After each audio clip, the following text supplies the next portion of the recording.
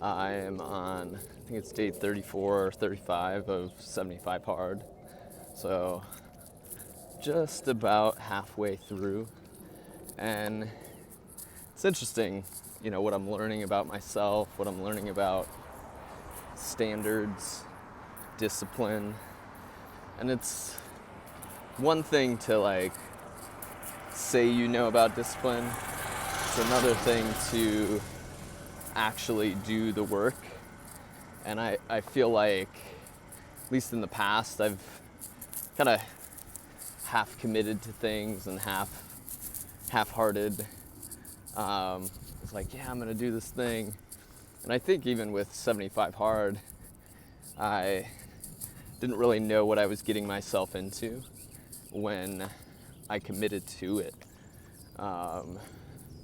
But I'm excited to continue the journey, continue to see how to develop myself, definitely have more energy.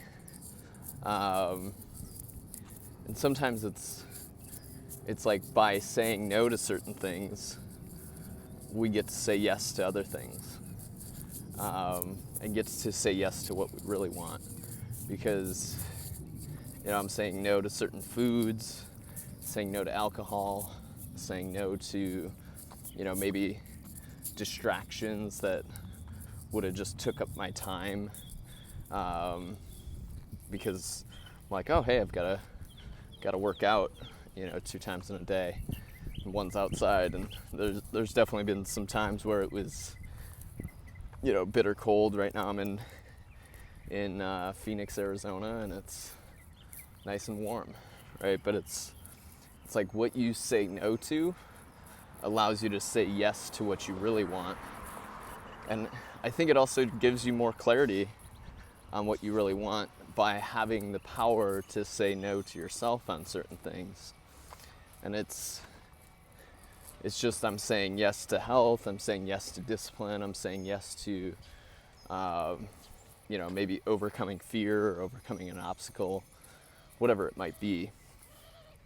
So that's definitely one takeaway is, what am I saying no to that I get to now say, that gives me the ability to say yes to something else that I really want.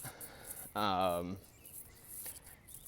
think the other part is just setting a standard, and these 5 things, it's the 5 activities of 75 hard they're really simple, and I probably was doing most of them in some capacity, but it's like to measure it and to commit to it on a daily basis, and the discipline of doing it regardless, and having that standard helps me recognize, like, hey, what are my other standards in my life? What are the other standards that I have, for music or for my business, or even like things like in my relationships? What are the standards that I'm holding myself to? And because there's like the ideal, the thing that we think our standards are, and then there's what our standards actually are. Financially, it's like I've been working on getting better financially, but it's also haven't made it a full standard, because I'm like, oh, I'll save 10%, and then there's times I do, and then there's times I don't.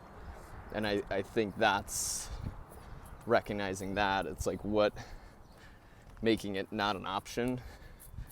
And it doesn't necessarily mean it's forever, right? It's like what I love is doing challenges like this, because it's going to have an end, but it doesn't mean you have to end the habits, but it's giving yourself a challenge and a structure to go after, giving yourself an idea to go after. Morning. Good morning. And so with these challenges, it's like in one of the groups I'm in, we do a gratitude challenge, and it's 7 days of just thinking, hey, what am I grateful for? So you could do like a 7-day challenge, or you could do a 30-day challenge. With 75 Hard, it's just a 75-day challenge. And then Andy Frisella has other components to the challenge. And it's like, what are we doing to challenge ourselves maybe weekly? And like, where do you need to challenge yourself, or where do I need to challenge myself? And I mean, for me, it was, I was definitely feeling complacent. I was like, man, I feel like I'm just kind of going through the motions, feel like I'm kind of just, it was like I was growing. I was growing, but I wasn't growing at the capacity that I was wanting to grow. And so that's the thing. It's like, what kind of growth do you really want to experience? And what kind of action are you willing to take to experience that?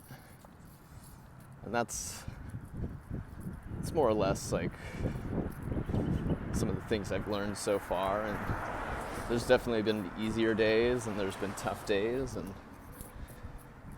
days where, it got to like 9 o'clock and I'm like, I don't even think I had both my workouts in, or got to 11 o'clock and I had to work out, and I was like, man, I want to do this thing. And it's also great to have a support network around you of people encouraging you, kind of holding you accountable. I mean, it's something I'm doing for myself, and I don't necessarily share it a ton with people because I'm not seeking the validation from it. I used to do a lot to seek validation, and probably still do from time to time, but it's like I don't need somebody to be like, hey, pat you on the back because you did this fucking thing. It's more so I did it because that's who I am, so it's really helping me have a greater understanding of my own identity and where I need to push myself a little bit more, because some of the workouts were less intense, right? And that's okay, but it's also, what am I after within this journey? What is the outcome of it? And I initially started it because I had a friend and mentor ask me, hey, what could you do to double your confidence?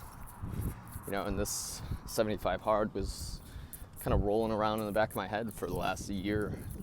I was like, yeah, I should probably do that, and I kept like telling myself it wasn't the right time. It wasn't, maybe I was too busy, didn't know what my schedule was. And, 75 days, it's a commitment. And, I think that's part of it too. Just, commit, decide, figure out the rest later. Because so many times people never take action on something they want. What if you decide or you commit and then you figure it out later? I mean, you want to have an understanding of what that commitment is going to mean or do for you, or, maybe have an understanding of it, but it's like you can't know all the ins and outs of the commitment, but so often we talk ourselves out of that decision or that commitment because we don't know everything. What if not knowing is the perfect reason to commit? Because not knowing is the only way to commit, and maybe it's like not knowing is the ability to discover, Like, what does it mean? What does it look like? How can you grow? So I encourage you, if you don't know, or if you don't know all the ins and outs, just commit.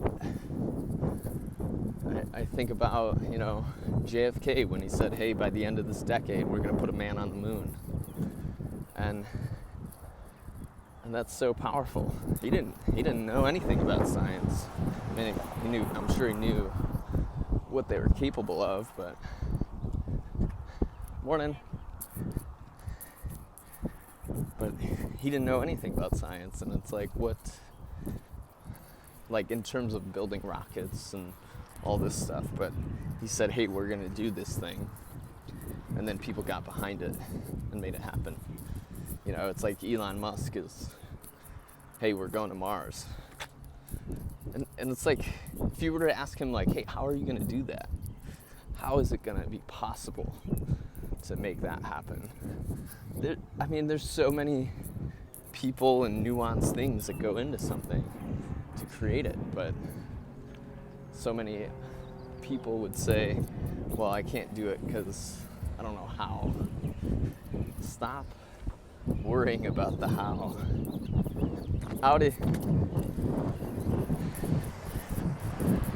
Right? Stop worrying about how it's going to happen.